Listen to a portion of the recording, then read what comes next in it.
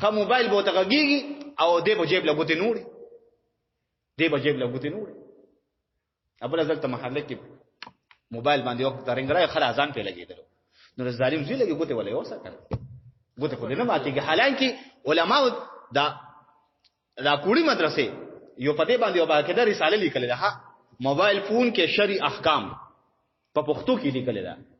ځانواله په 100 روپیا 100 روپیا باندې کیږي نو آی کې چې د موبایل متعلق د جمعه سره د مانزه سره څومره مسائل دي هغه پکې ټول ذکر کړی تر دې پورې دا مسله پکې هم ذکر کړل چې دا ته په موبایل باندې کوم قرض راغواړي 15 روپیا 100 روپیا دا سره کنه نو د دې صحیح شرعي حیثیت ده دا غشته پکاري کوي نو دا یو رساله ځانواله په 100 روپیا بکیږي زویم د موبایل شرعي احکام پښتو کې دانون دي کله دا چې په مکتبه باندې تیریږي کنو خاطه چې ترړه پوری مدرسې ته ورنږدې شي الته کې مکتبو کې به ملاوي نشه د موبایل په موږ کې څه احکام دي نو چې موبایل رنګ ترغه به مانځي کې نو په یو لاس پر بالکل باقاعده په یو لاس جیب ته وردن نکا او جیب کې دنه ولا مرغوټ غلی شي وش جیب کې دنه او ډیر مداسه په ګوم لیدل دي خای د جیب باقاعده موبایل او وسو په ګوري وته پلان کې هم باندې کې ورپس نو دا سنی پکار بس جیب ته لاس وردن نه دنه بس او دا به هم نه کې چې ټول خلک دې په اوس د اتفاقی کولو پاتې شنو زه خیر دی خو چې رنګ ته تراغ نه بس بیا پس مخسال لاس راسوا دا نه چې بس هغه دنګیږي او تا وته ورګه خپل موږ برابر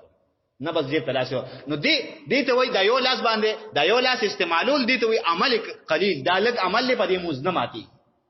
او کنه ته وته دواړه لاسونه داسې کې چې ورګه دا کوټ وته داسې کو دا ورپس داسې کړه دا عمل کثیر کې راځي ښا ځکه دواړه لاسونه استعمال شو دا دواړه لاسونه استعمال شو دا عمل کثیر دې په دې موږ ماتيږي یا دې داسې کړه وته ورګه چې دا صادر وته سم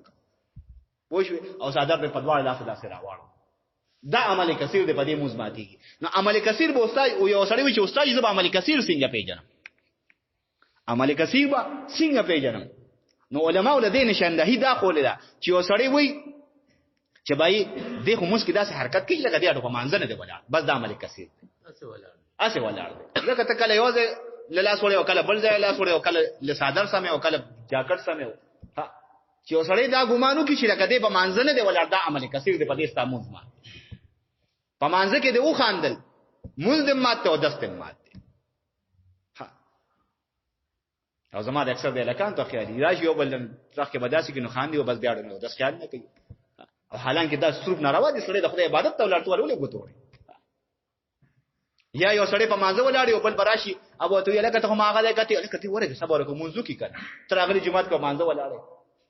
نو دې خیال خو ساته چې دې ولاړ چاته دی یار دا ولې تاسو د پټي کې په بوله نه چې ولې داسې لګیا چې در پسې نه دی خدای پاک ته ولاړ دی